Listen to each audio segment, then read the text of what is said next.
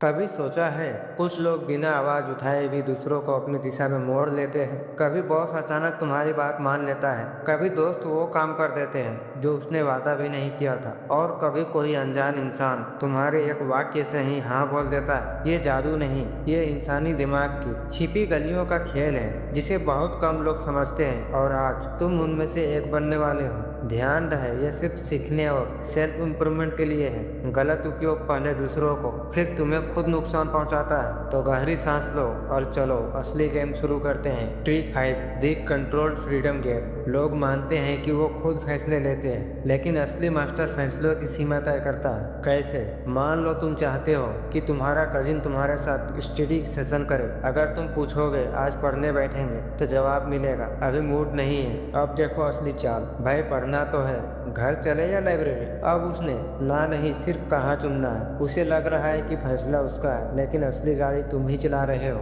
इसी गेम को कंपनियां, ट्रेनर खूब लोग इस्तेमाल करते हैं। कभी 2 लाख वाले ऑप्शन दो, तुम्हारे खिलाफ कोई ऑप्शन हो ही नहीं सकता। ट्रिक 4, दी यस पाथ मेथड। सीधा बड़ा फेवर मांगना पहाड़ धकेलने जैसा है, लेकिन इंसान का दिमाग एक बात समझता है, बार बार छोटी सहमति बड़ी हाँ तक ले जाती है। मान लो तुम चाहते हो कि तुम्हारा स्कूल टीचर तुम्हें टीम लीड बनाए। सीधा बोलोगे सर मुझे टीम लीड बना दीजिए, तो शायद कहते अभी सही समय नहीं है। लेकिन यस पाथ ऐसे काम करता है। पहला, सर क्या मैं आने वाले इवेंट की मीटिंग में बैठ सकता हूँ? सीखना चाहता हूँ। दूसरा, सर क्या मैं अगले असाइनमेंट का ड्राफ्ट तैयार कर दूं? अब दिमाग पैटर्न पकड़ लेता है, तुम हाँ की इंसान हो, झंझट नहीं। अब जब तुम लीडरशिप की बात रखोगे तो उन्हें ना कहना अपने ही फैसलों को गलत साबित करने जैसा लगेगा। Trick 3, emotional depth trigger. Guilt मतलब भावनात्मक कर्ज, और आदमी कर्ज चुकाने के लिए खुद आगे बढ़ता है। मान लो तुम चाहते हो कि तुम्हारा पड़ोसी अपने कैमरे की ट्राइपॉड कुछ दिनों के लिए दे दे। अगर पूछोगे क्या मैं ट्राइपॉड ले सकता हूँ, तो 80% चांस है लोग बहाना बना देंगे। ऐसे बोलो यार याद है जब तेरी फाइलें डिलीट हो गई थी और मैंने उन्हें रिकवर कराने में रात भर मेहनत की थी। आज मुझे थोड़ी मदद चाहिए, सिर्फ 1-2 दिन के लिए ट्राइपॉड मिल जाए। अब उसके सामने 2 रास्ते हैं, पहला कर्ज चुकाना और दूसरा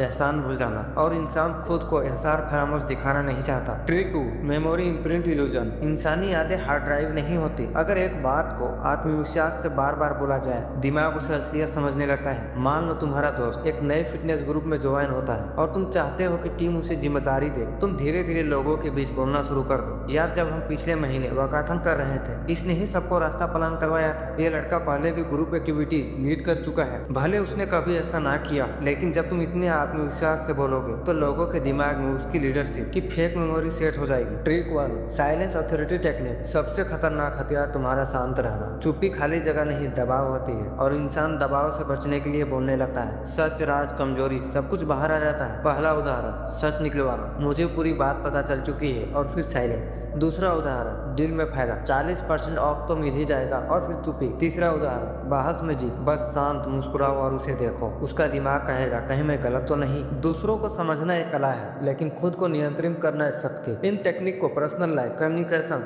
सेल्फ लीडरशिप और सेल्फ डेवलपमेंट में इस्तेमाल करोगे तो तुम किसी भी बातचीत की दिशा आसानी से बदल सकते हो।